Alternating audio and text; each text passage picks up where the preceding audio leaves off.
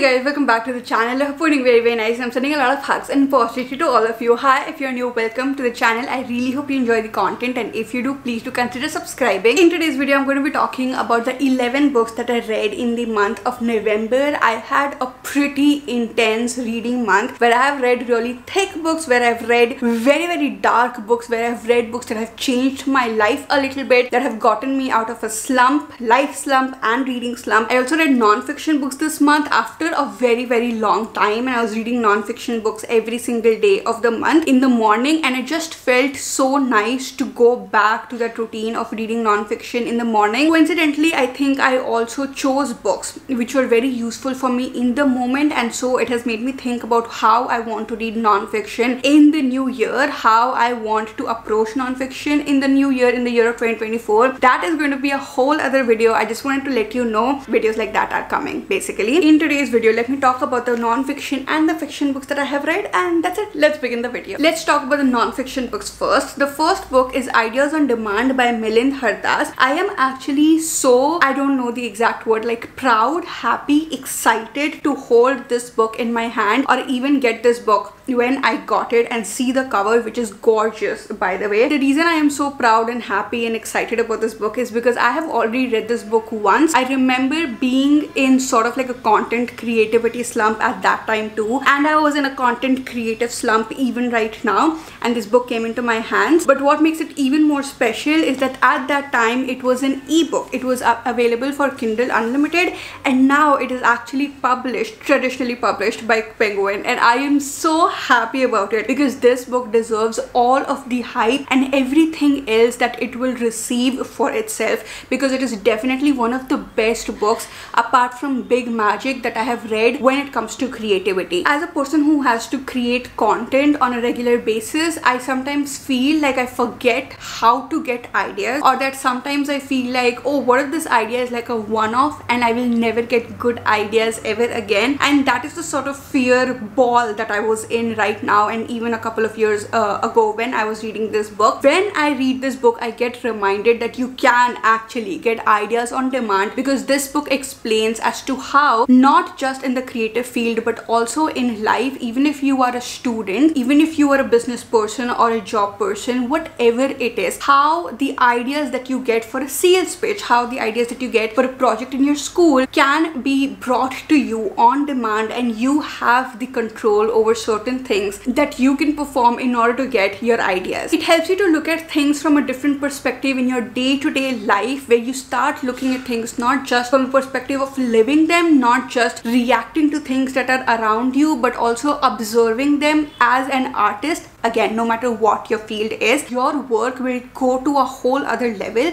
and I think you will be able to perform so much better in everything that you do. It helps you to push yourself, it helps you to push your boundaries without making you feel like a failure. It is here to give you a system, it is here to give you a practical approach towards creativity, towards ideas. It's here to cheer you on, and it's here to push your boundaries by asking yourself the questions that you wouldn't generally ask yourself. It does not matter what your age is, and it does not matter what your profession is. I really think that this is a must read non-fiction book for every single person out there. I'm going to be rereading this again in the month of January because I want that hit and actually annotate this book properly and write down the questions properly in my notes notebook. This is definitely a gem, and if you're buying this book, it is a great investment. The next non-fiction book too was one of the best books that I have read in quite a while, because it was such a refresher from so many other non-fiction books that I read, and that book is Conquer Your Impulses by Katherine Jacob. I got this book, I think, in the last haul itself, and I just could not stop myself from actually reading this. The good thing is that both these books are so thin that it did not take me a lot of time to finish them, and so I was able to finish this one too. This book is written by a teenager, and I love the topics of the book already when I read the index of the book, and so I was expecting really good content and really good tips, obviously, but I was genuinely shocked by the maturity and sort of like the intensity of the advice that Katherine has been able to give in this book. Even if she is a teenager, teenager, and the only reason I say this is because I am not undermining the fact that, oh, she's younger so she won't know a lot of things or she's not knowledgeable. All I'm trying to say is that teenagers obviously have lesser life experience, and even after that, this book did not feel like something that has just come out of a brain of a teenager, like a wishful thinking. It felt like an experienced person has written this book, and the tips are genuinely applicable. I cannot imagine the kind of impact this book would have on me when I was a teenager, because I know for a fact that I fell into certain pit holes when I was a teenager, and I think this book would have saved me from them. This book is a very strict, to the point guide to how you can use self-control to your advantage, how you can put your energy, your money, your time, everything, how you can be resilient, how self-control can help you create a balance, all of those things without making you feel like you have to sacrifice a lot of things in your life. When you put all of the money and the energy into things that you genuinely want, you lead a way more fulfilled life. Because a lot of times I feel like when I see things on social media or even in my life around myself, especially as a teenager, it was so easy to get influenced into doing certain things, which if I look back at it, or even when like I buy those things, I didn't really want it, or I did not really want to do it. And this book takes off those shells, peels off all of those layers of the things that you don't genuinely want. It will help you to focus on the things that will truly, again, fulfill you in your life. It was just such a refreshing read. So yes, if you get this book, this also is going to be an amazing investment in yourself, especially for the new year. Next up, we have Love in Search of Peace. And this was once again such a shocker, by Som Prakash Das. This is a story of Riyotom and Tamanna, who are just thinking about what it is like to experience peace in their life, and what is it in their life that will actually gain them genuine peace. They are IAS aspirants, and so they have to face success and failure on a day-to-day basis. When they lead a life like this, what does a happy life, what does a successful life, what does a life full of love and peace actually mean, is something that keeps revolving in their mind. And as you read this book, you go on a journey with them to figure out what actually all of these things mean to them. This was such a heartfelt, this is a fiction book by the way, but this is such a heartfelt and emotional book, which is also inspiring in certain places. Made me question things in my life too. Despite it being a fiction book, the way they struggled is so different from my own struggles, but also the fact that every single person in this world is actually struggling in their own way. And the ending and the story was definitely inspiring, that I don't have to sit and wallow in my struggles. There is always something to look forward to. There is always something that you can open your eyes to, even if you cannot see it in the moment. It is very, very easy to read. The writing was so simple. It is a very short book, so it got finished very, very quickly, I think in one sitting itself. I do think that the writing could have been better here and there, because there were certain parts where it was a little bit too much information, and so I was getting a little bit bored here and there, but that was totally worth it when I finished the entire book. My eyes just fell on this book, and so I read it, and I have a reading vlog for it, so you can check it out. I'll link it in the description. And the book is Fourth Wing by Rebecca Yarros. I finally finished it, you guys, and it was sort of an achievement to finish the book itself, because of how many times I have tried to pick it up and read it, and how many times I have just kept it. I have said this in the vlog and I'll say it again. I did try to read it 2 times. Once I read like 3 or 4 chapters, then dropped it because it was just not the right time for me. Second time, I was a little bit sick, and so I was actually also listening to it as an audiobook on Storytel while reading it, because I thought that that would help me to focus more. But I don't think that that is the book's fault, because I was sick, so I was not able to focus. But this time, finally, I cracked through the first 6-7 chapters, and once I finished those chapters and I genuinely got into the book, I think I finished the book in 2 sittings. There were weeks apart, but I finished it in 2 sittings. This is the story of Vi, who has been forced by her mother to go into the Riders Quadrant instead of going into the Scribe Quadrant, and there is a college, a war college. Vi is not built physically to be a warrior in the Riders Quadrant, but she was forced, and then you see the journey of what happens with her when she's not ready for this quadrant, so how she deals with everything. This is also a romance fantasy, so there is a huge plot of romance in this,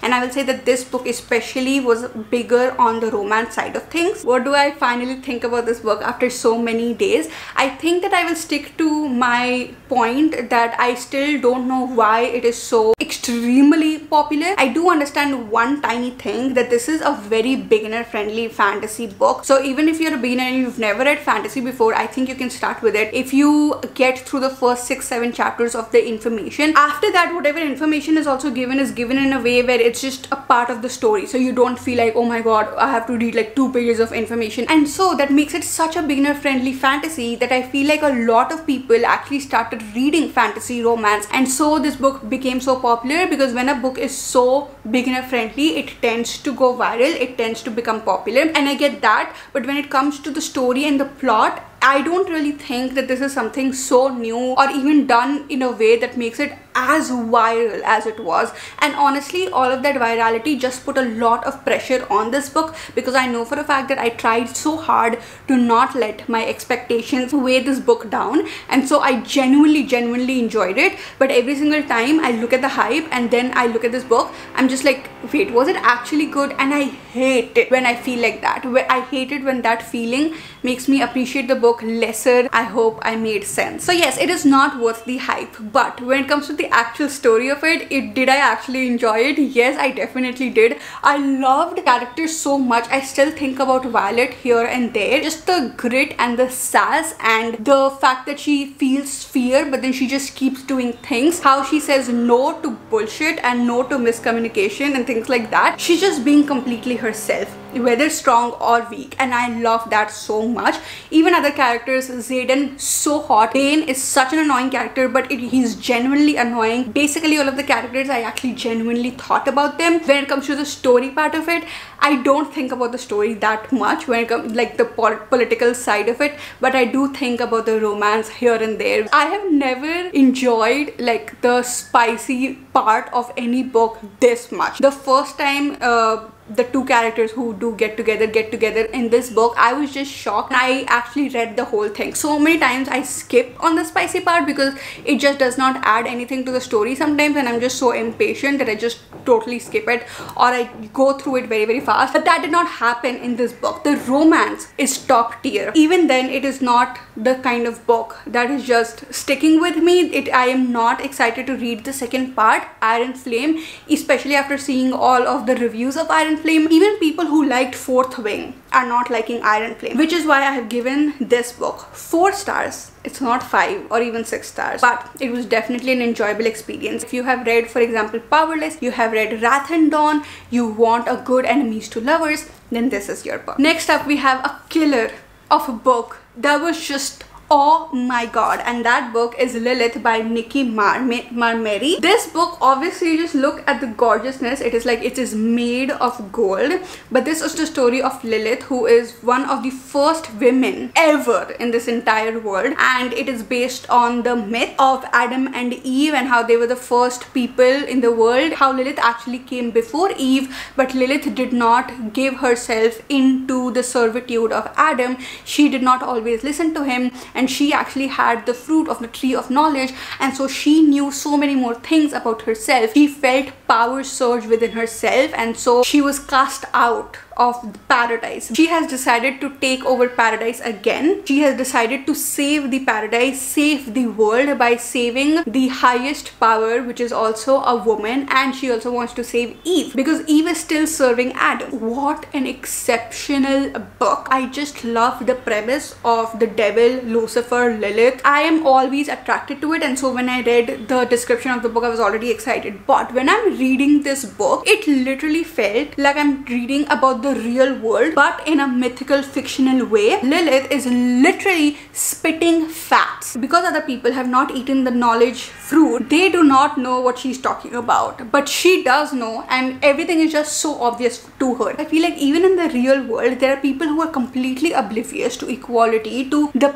power of women, to how women are so important to the society, to families and everything. And women who are awakened, who are the badass women that we read about, are just spitting facts. She's a genuine badass. Reading a story voiced by her journey from how she's feeling powerless and how she's feeling like she's nothing to feeling like a goddess, it's all so beautiful. We also have Samael in this book, and Samael is actually Lucifer, and I am just thinking, how many times am I going to fall in love with Lucifer? I love Hades whenever I read about him in the Greek mythology. I love Lucifer's series on Netflix, and now I read about Samael, who is also Lucifer in this book, who is also cast out, and Samael and Lilith are together, and it's just so good. It's so good. Samael is so good everywhere. I love that character so much. So there are bits and pieces of romance also. It's just so good. The chapters are really short, so I read it in 2 sittings. The first sitting I sort of got into the book, the first 100 pages,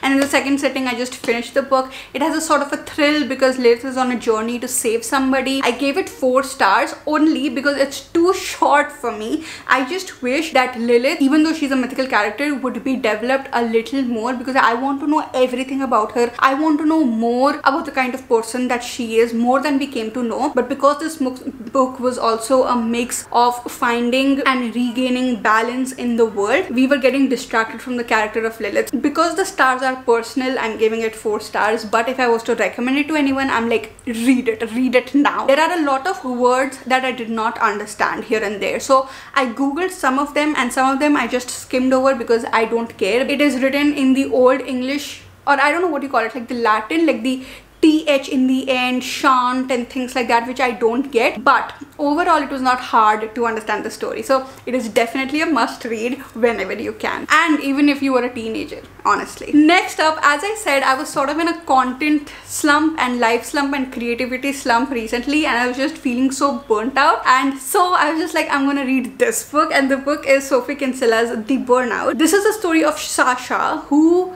in the first 2 chapters is not at rock bottom, she's even below. She's hit the lower part of the rock bottom, and she is completely gone crazy. She has lost all pleasure in life, all sorts of pleasure in life. Basically, she is burnt out. Let me tell you a little bit of a story of how I got this book. So I got a mail from Penguin from Smriti saying that I think you will genuinely enjoy this book, and I was just thinking that I am already feeling like I am burnt out currently, and I did not know that this is a fiction book. I did not know it's by Sophie Kinsella. So I was like, you know what, I'm already sort of in a burnout right now. I don't want to read a non-fiction book that is making me feel even more burnt out, or it is pointing to my face that Anshul, you're burnt out and it's a very horrible thing. And so I said no, and then she was like, no, it's actually by Sophie Kinsella and it's a fiction book and I think you will genuinely enjoy it. And she sent me a small snippet of the book. I read it and I was like, okay, I'll get it. I got it. I read it because of the reasons that I just told you, and I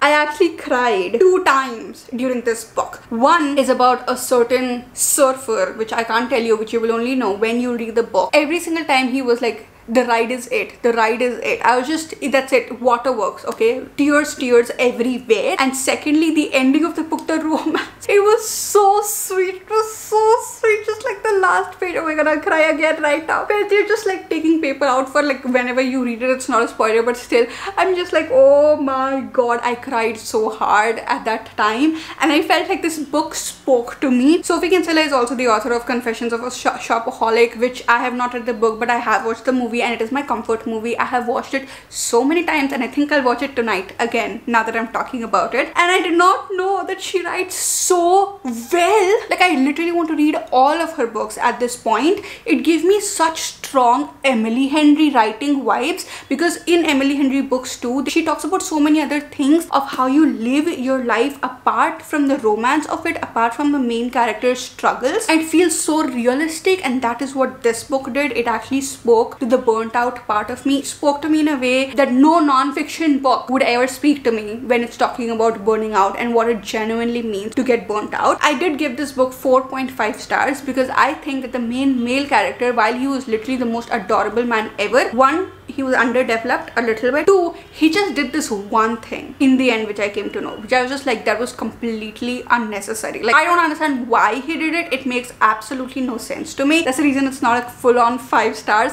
But apart from that, everything about this book is amazing. There is barely any spice in it, and it's very, very easy to read, even if it is a big book. So if you want that feeling of reading a big book but an easy book, that is your book. Next up, we have Big Swiss by Jen Beagin. This is a story of a transcriber who listens to the audio of of a therapist, like therapy sessions, and transcribes it into text format. While she listens to all of these audios and people's struggles with things, she's just always passing on her own opinion about things when you read the book, and it's like juicy stuff. But then she comes across this one person who she calls the Big Swiss, and she just thinks that that one person is very, very interesting. And so even though it does not allow her completely to be so attached to one of the people that she is listening to when it comes to a therapy session, he does have an unhealthy obsession with her, and then you get to see what happens with that.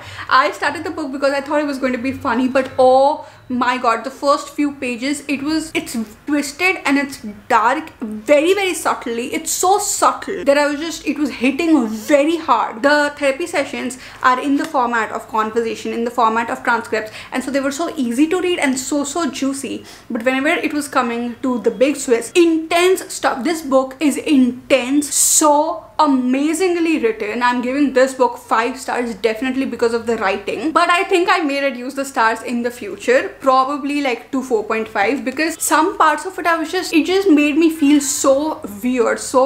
The main character, the character arc that she has, such an amazing character arc, so good to read about such characters. Definitely give me Eleanor Oliphant-ish vibe. So if you like that book, I think you will enjoy this book, though the story is completely different, the character is completely different, but I got similar vibes. Even the pacing of this story is just like Eleanor Oliphant. The awkwardness of the character, the way the character functions and the things that the character does and the things that she notices was so similar to Eleanor Oliphant, and so it was an amazing read for me. After that, you guys, I finally finished reading The Book Thief by Markus Zusak.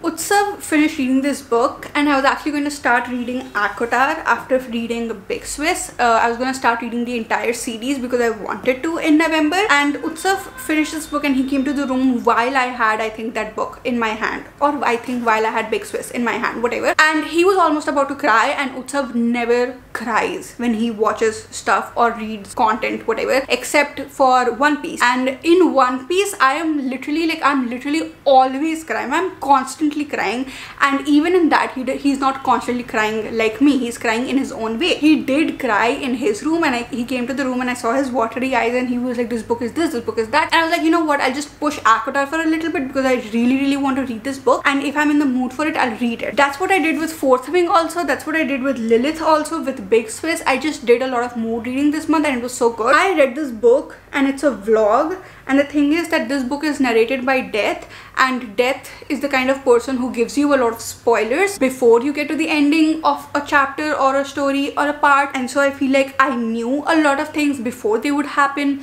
And Utsav had already cried, so I felt sort of like a pressure on myself that Utsav has already cried, so am I gonna cry, am I not gonna cry, I was questioning myself so much in my mind. So I was like, you know what, I'm not going to cry at all. I was reading the book, it was beautiful, it is definitely slow paced, it is definitely detail oriented, but so many parts of it is so heartwarming, so heartbreaking, and it was just so good. So it was all really good. All I'm going to tell you is that it is a story of Liesl, and it is narrated by Death, and it is set in the times of World War II. This is not my copy. My annotated copy is kept over there. I got this another copy for Himalaya because I want him also to read it, and Utsav has already read it, so I just want everybody in my life to read it. I don't want you to see the annotations before you see the video. When I got to like this part of the book, there was this one sentence, like one quote of this one character.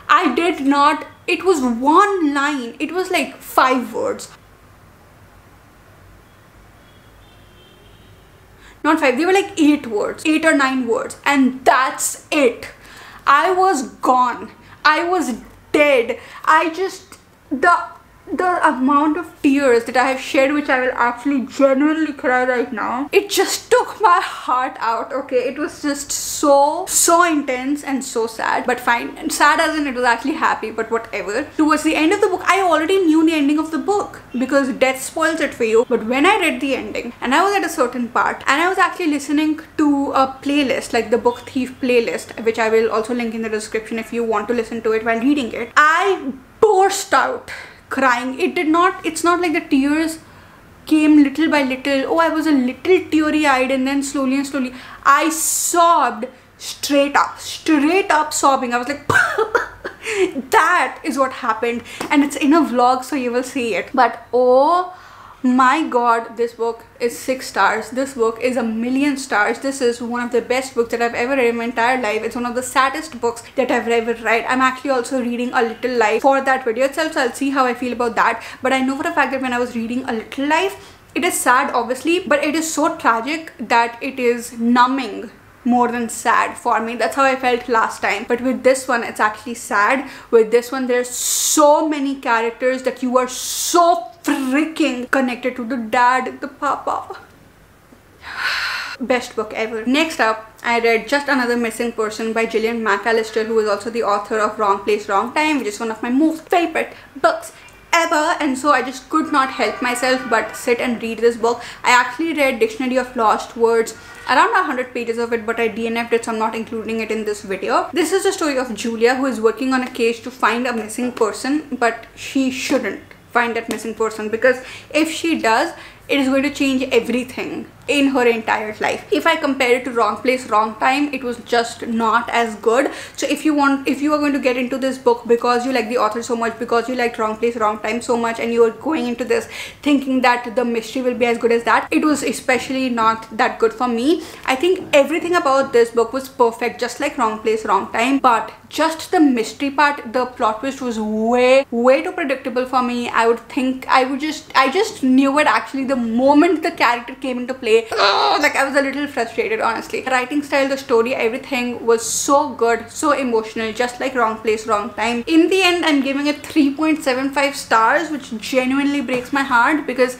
Wrong Place, Wrong Time was 5 stars. But that does not mean that I have given up on the author itself, because I love her writing style so much. I'm a huge Gillian McAllister fan, and I'm going to read all of the other books that she has written. Next up, we have Eliza Clark's Penance, which has ruined my life. This book has actually ruined my life, because the pit hole that I am in after reading it, the chills that go through me whenever I imagine even the first 10 pages, and just the darkness that I have felt. I have never felt this dark in my entire life. Lisa Jewell darkness is nowhere, literally nowhere. Gillian Flynn is still 1 tier lower than this book. This is the darkest book of all times. I think the only book that will top this book is Boy Parts, which is also by Eliza Clark, and that book is about a serial killer, so of course it will be darker, I think. But this one, I am giving you a lot of warnings, because I think this is the kind of book that you have to be in the right space to read. You have to read the trigger warnings, what not, and it's not meant for teenagers, even 0.1%, even though it's actually about teenage girls. Oh my god. It is the story of this one author who has rehashed and dug upon this particular story of 3 teenage girls who have done something really horrible to this one other teenage girl, and they were all in the same school, and it is the story of penance, and that is all I will tell you. Of course, you can read the blurb to see what it's more about, but I would suggest that you don't if you really want to feel genuinely dark. It is written in a very documentary style where things are stated as facts. The psychology of all of the girls, the other characters, the author himself, the things that he has gone through, the parents of the girls, everything, the evidence. There are certain podcasts talking about the incident. Everything is just plain dark. I told the story of the first 10 or 15 pages, which is like the main incident, to Himalaya, because he will never read this book ever in his entire life. I won't let him. He'll just die or something. He listened to that itself, and he was just like, dude, just take this book away from me, and just take everything about this book away from me, and never talk about this book with me ever again, because of how dark it is. Super graphic, super intense, just ruined my life completely. I have still not decided upon the stars of this book. Okay, I think I'll have to read it again, because I probably hate myself. I don't know why I'm gonna do this to myself. Though I will say one thing, okay, on the other hand, what an experience. An amazing experience. If I am getting out of the entire experience of the book, what an amazing experience. Loved it so much, and so I am not giving it stars yet, because I'm just so conflicted, where on one hand I'm like, I would never want to read it again, but on the other hand I'm like, I'm itching to reread it and tab it already. It's just so, It was that kind of a book. And in the end, this book I read before Penance itself, because I did not want to read Penance for some time,